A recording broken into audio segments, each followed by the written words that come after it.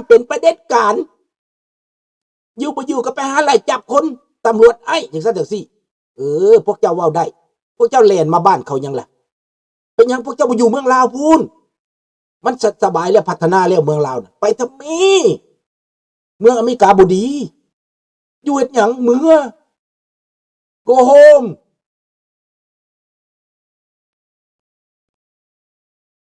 ดีเว้ยหยา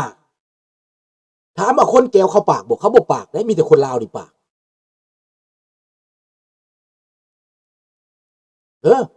มีแต่คนลาวนี่ไปเข้าข้างแนวบ่ถึกนะก่อนสิมาอเมริกาก็สาบานแล้วว่าสิปกป้องอเมริกาตัวเองเป็นคนกระทำผิด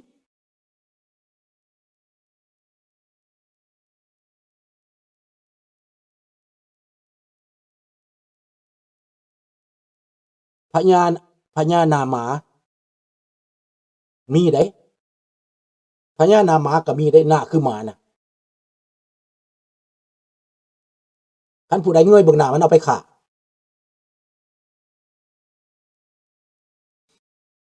มีเคยมี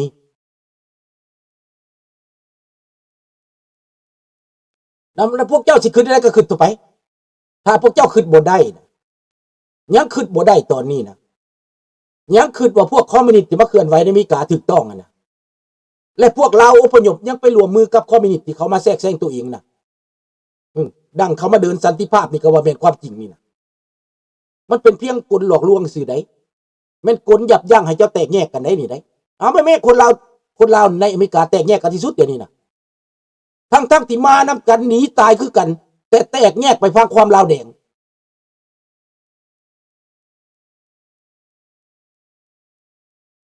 เห็นบ่แตกแยกไปฟังกันว่าอีตาถ้ำบดีจังสั้นจังซี่บ่มักอเมริกาเด้เจ้าอยู่ซื่อๆถ้าเจ้าเป็นอเมริกามาตามคำเสนอของเจ้านั่นนะ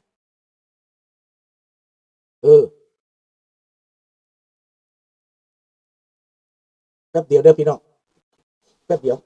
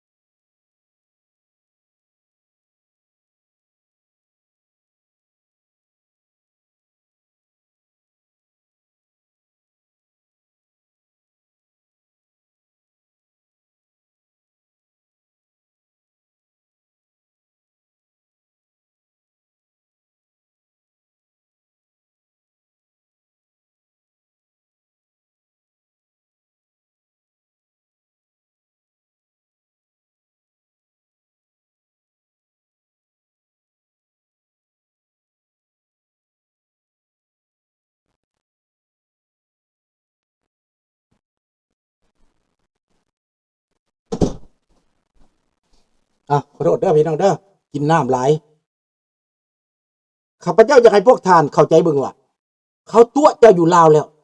ง่ายเขานำมาตัวเจ้าอยู่ฮอดอเมริกานี่ข้าพเจ้าว่าพวกเฮานี่สลัดหรือเป็นหยังถามเบิ่ง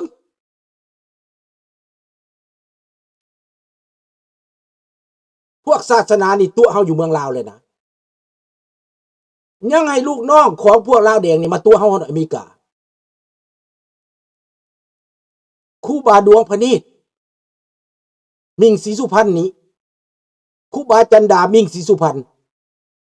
ข้าเจ้าอยู่ฝ่ายใดบ่แม่นว่าเขาอยู่ในผ้าเหลืองแล้วเฮานี่ว่าแม่นดีเบิดได้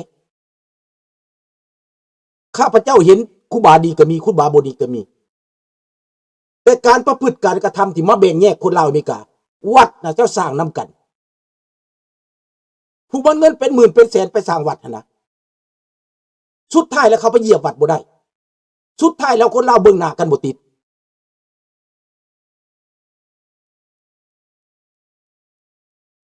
นี่และเขาแตกแยกเพื่ออะไรล่ะพวกการเมืองพรรคเดโมแครตนี่ต้องการคนอพยพต้องการฐานเสียงต้องการคนผิดกฎหมายต้องการคนอีลิโกมาโหวตให้มาสนับสนุน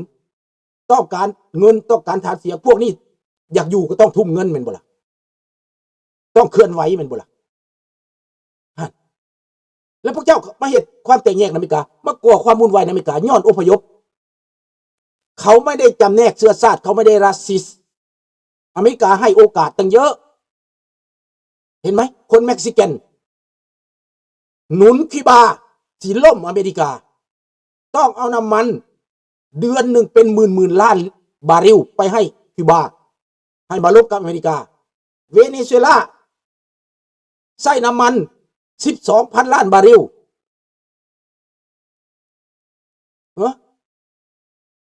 ต่อปีเพื่อมาล่มอเมริกาเห็นไหมล่ะให้ละล่านี่นะและเอาในด็อกเตอร์ของคิวบาเนี่ยไปปัวบ่ให้ออกไปใส่บีบบังคับเม็กซิกันก็เห็นแบบเดียวกันอเมริกาเขาบีบเม็กซิกถ้าเจ้าบุยุติในการเอาน้ำมันไปให้คิวบานี่คอยจะยุดเจ้าเบิดทุกอย่างคอยจะขึ้นภาษีเจ้า200%เม็กซิกก็ยอมไหนถามว่าแคนาดานี่ไปเอาด็อกเตอร์มาจากคิวบาบ่ได้เอาเพราะแคนาดามีด็อกเตอร์ดีมีการปิ่นปัวดีบ่ได้จำเป็นต้องเอาพวกคิวบามาปัวแต่เม็กซิกเอาเวเนซุเอลาเอาและมื้อนี้ทหารคิวบา35 คนที่ตายตอนเขาไปยึดมาโดโรนั่นได้เอาศพกระดูกกลับคืนมาแล้ว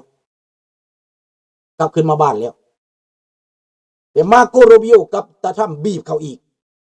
บ่ให้น้ำมันมาแต่ใสให้เอามาเพราะแต่ว่าไม่ยังให้อันเม็กซิกันสวยเพราะแต่ว่าบ่ตายแต่บ่ให้เอามาขายมาจะล่ำเจริญเอามาให้แบบ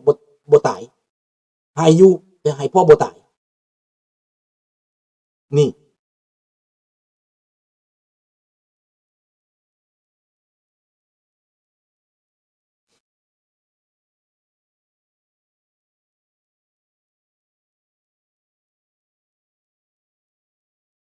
มันเป็นเป้าหมายทางการเมืองเขามาแบ่งแยกคนลาวเพื่อเสริมผลประโยชน์ของเขาอยู่ในเมืองลาวบ่ให้ไปต่อต้านเขาให้การต่อต้านนี้อ่อนลงให้ไปติดกับดักให้พวกนี้ไปติดกับดักเด้เมื่ออยู่เมืองลาวพวกที่บ่ได้สัญชาตินี่นะเมื่ออยู่เมืองลาวเด้อฟังเด้อพวกได้บัตรเขียวมาอยู่เมืองลาวเจ้าต้องได้เที่ยวเมื่อเที่ยวมาเจ้าเกิน6 เดือนมาบ่ได้บางเทื่อเขาติดบ่อยมา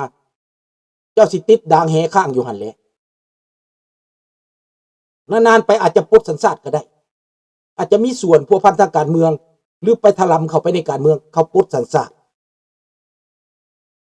ไปเข้ากลุ่มการเมืองคอมมิวนิสต์ดังหลายคนกำลังเฮ็ดปัจจุบันนี้เอาทุ่งกาเดือนขึ้นมาเกิดไว้นะ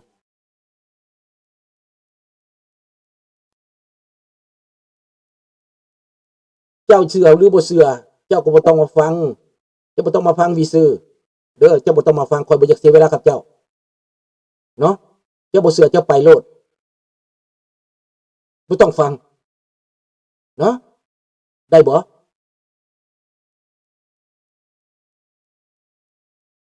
คอยบ่ได้ให้เจ้าเชื่อนะเจ้าบ่เชื่อเจ้าก็ไปสนับสนุนลาวแดงกันน่ะไปบ่ต้องฟังอยู่นี้ไปเสือจนตายพุ่นไปเสือลาวแดงกันไปโลดอเมริกาเขาปกป้องประเทศเขาแน่นอนเขาทำสงครามทั่วโลกนี่เพื่อรักษาประเทศอเมริกาคันเจ้าเก่งเจ้าก็มาตีให้รัสเซียมาตีติให้จีนมาตีติจีนก็สิตายแล้วแตกแยกกันระหว่างทหารกับสีจิ้นผิงนี่นะรัสเซียก็สิตายแล้วยอมเจรจาแล้วบัดนี้เอามั้ยโดนัลด์ทรัมป์เฮ็ดแฮงบ่อิหร่านก็ทำสิไปรอดบ่ใน 2-3 วันข้างหน้าบางเทื่อไปแล้วก็บ่จักอิหร่านนี่ลองมึงเด้อถ้าอยากเห็นน่ะพวกเจ้าสิมาวุ่นวายในอเมริกาน่ะเขาหมายสื่อไว้เบิดพวกเจ้าถ้าพวกเจ้าอยากมีเรื่องไปโลดไปสู่กับรัฐบาลแนวใดก็อยู่ในบัญชีดำเขาแน่ๆเดี๋ยวนี้หลายคนอยู่ในบัญชีดำเขาแล้วไปเลิศเจ้าอยู่บ่ดีกินบ่แซ่บอยู่ในอเมริกาอยู่ดีๆหาเรื่องน่ะ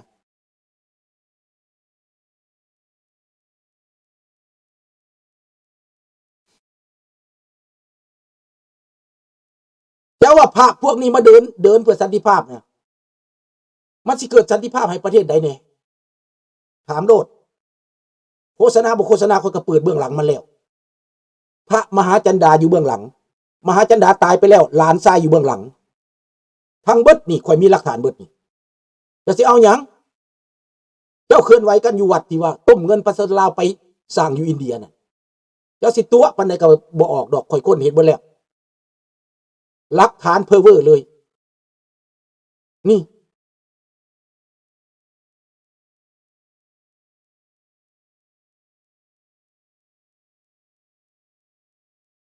เขาบ่อยสัมมนาดอกเดียวนี้นะ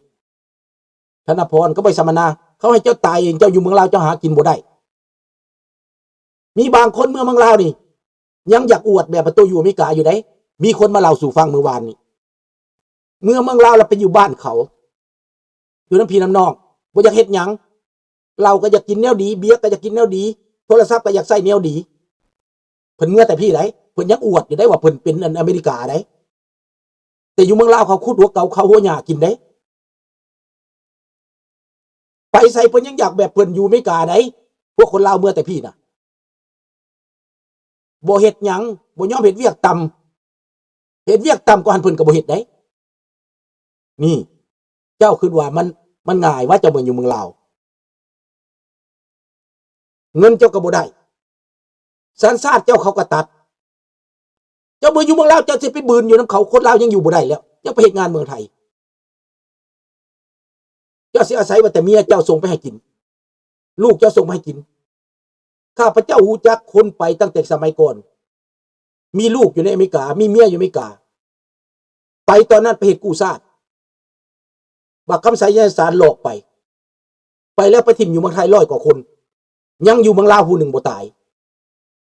ลำบากกากกรรมเดี๋ยวนี้นะก็ลูกน่ะเลี้ยงลูกที่อยู่อเมริกาแล้วส่งเงินไปเลี้ยงอยู่ให้เธอเล็กเธอน้อย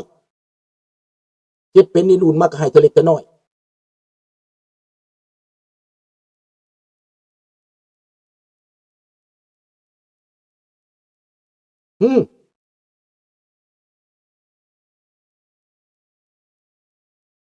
ก็นั่นแหละคนลาวเจ้าอยากไปทางบ่ถือก็ไปเฮ็ดแม่ประกาศขึ้นมาต่อต้านตาถ้ำต่อต้านอเมริกาไปเลยแล้วไปนำพวกเดโมแครตนั่นไปเดโมแครตก็บ่สามารถคุมกะลาหัวเจ้าไว้ดอกเขาใช้เจ้าซื้อเขาใช้เป็นฐานเสียงเขาใช้เป็นสารต่อต้านเชื่อนี่แม่นไอ้อาจจะเฮ็ดผิดบางอันที่มันไปจับคนอเมริกามันบ่ระวังกันน่ะแต่ว่าคันเขาผิดแล้วเขาก็มีบทเรียนเขามีบทเรียนเขาก็เปลี่ยนผู้ใหม่ไปนโยบายตัวนี้นะผิดย้อน2 คนนี่นะเขาบ่ถอยดอกเจ้าสิล่มตะถ้ำบ่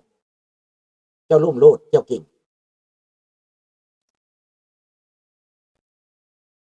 พรรคการเมืองเขาสู้กันอยู่ตลอดเลยจะไปโลดเจ้าหนีจากคอมมิวนิสต์เจ้าอยากเป็นคอมมิวนิสต์เจ้าก็ไปคนเลยมีโซตาลูกหลานข้าพเจ้าก็เต็มอยู่หั่นเขาบ่เห็นมีปัญหาหยังเขาบ่ได้มีปัญหา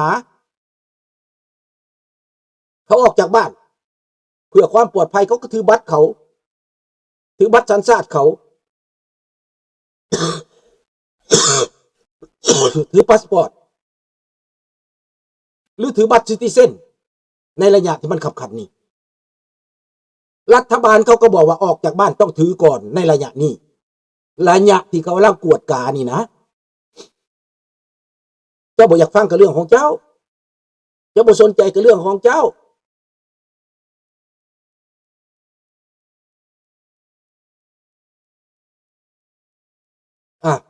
พี่น้องคิดว่าจังไดล่ะ